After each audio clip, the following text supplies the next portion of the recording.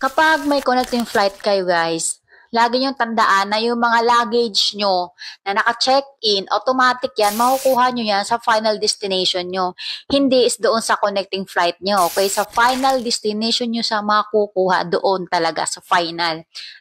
Kapag may connecting flight ang isang OFW, sino mang pasahero, kung saan kukunin ang bagahe, depende sa airline arrangement at sa bansa kung saan nagtatransfer.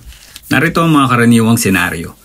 Kung ang connecting flights ay parehong airline o under one ticket, halimbawa PAL to PAL or Qatar Airways to Qatar Airways, hindi mo kailangan kunin ang bagahe mo sa layover airport. Diretsong i-deliver ang bagahe mo sa final destination.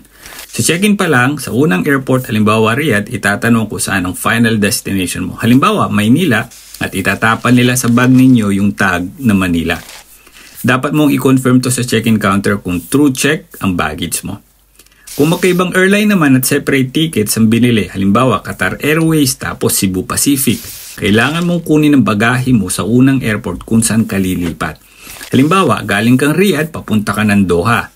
So Qatar Airways ang sasakyan mo. Ang susunod mong flight mula Doha naman, papunta ng Maynila, Cebu Pacific naman. So separate ticket yon. Kukunin mo ang bagahe mo sa Doha tapos magre-recheck-in ka sa Cebu Pacific. Maraming OFW na nalilito sa mga ganito. Ingat po kayo.